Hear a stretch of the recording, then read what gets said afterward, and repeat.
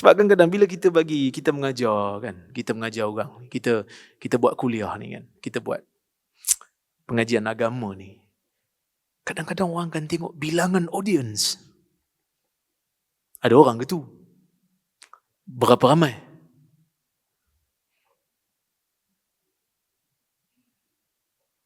Dia ukur kebenaran tu bukan dengan hujah. Dia ukur kebenaran tu dengan bilangan pengikut. Kalau itu yang jadi ukuran, ada Nabi yang kita kena anggap tak betul. Kerana dalam hadis Bukhari, Nabi SAW sebut, ada Nabi yang pengikutnya ramai, ada Nabi yang pengikutnya sedikit, ada Nabi yang tak ada pengikut. Bukan kerana dia tak betul, tapi kerana orang tak mau ikut dia.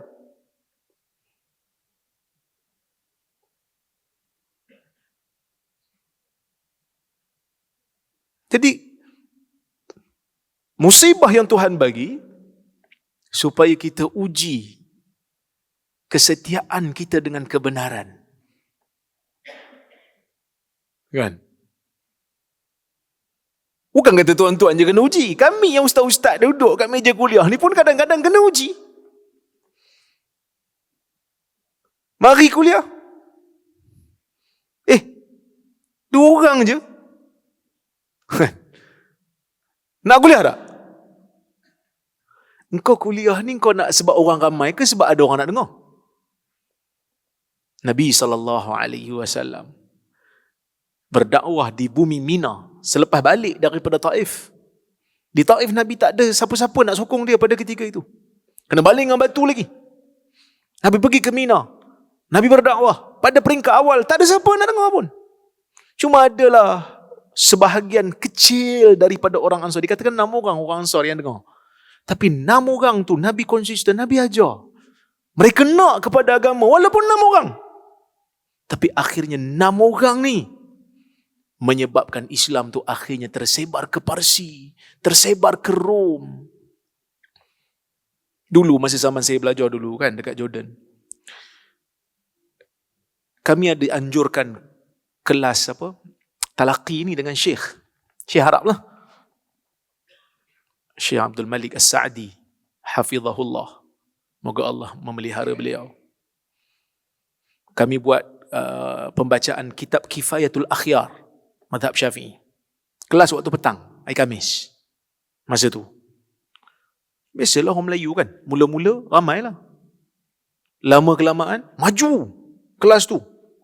Tapi hadirinnya makin lama makin maju ke depan. Maksudnya ramai orang dah tak hadir. Sampai kami pun kesian tengok Syekh datang tempat kami. Syekh datang dekat rumah pelajar untuk mengajar. Kita tengok tak ramai. Kami sebut kat Syekh, kalau susah sangat, tak ramai ni, biarlah kami pergi ke rumah Syekh. Tak payahlah Syekh datang. Syekh kata, kamu ada kereta ke? Tak ada. Aku ada kereta. Biar aku datang tak apa. Tapi kami segan, tak ramai ni. Dia sebut perkataan ni. Dia kata apa? Nabi dekat Mina pada peringkat awal bukan ramai orang dengar pun. Sebab tu kita tak ambil pusing. Sebab tu saya cuba ajar diri, tak ambil pusing. Berapa ramai nak datang pun tak ada masalah. Yang penting ada orang nak dengar. Yang penting ada orang nak dengar. Kecuali lah kalau kita datang kat masjid tu tengok seorang aja. Seorang aja.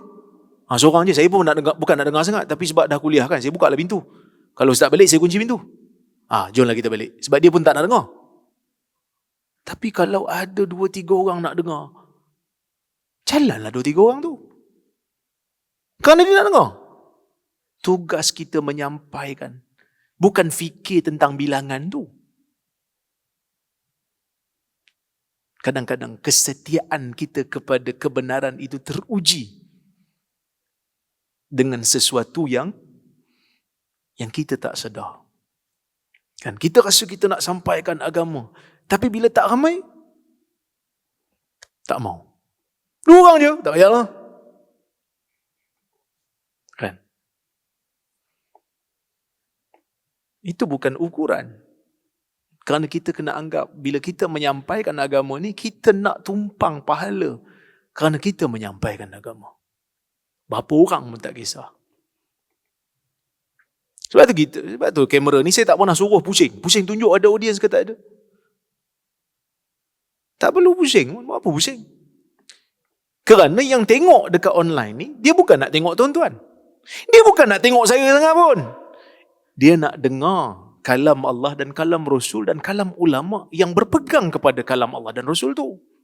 Sebab tu siapa pun duduk kat sini, kalau ada kamera, ada orang tengok. Bukan kerana nak tengok saya sangat pun. Boleh faham, no? Setia kepada kebenaran akan teruji apabila kita diletakkan dalam situasi sukar. Masa tu kita uji. Betul tak pegangan agama kita ni? Betul tak kita kukuh kerana kita anggap dia betul? Ataupun kita rasa mungkin nak dapatkan habuan-habuan tertentu? Okey.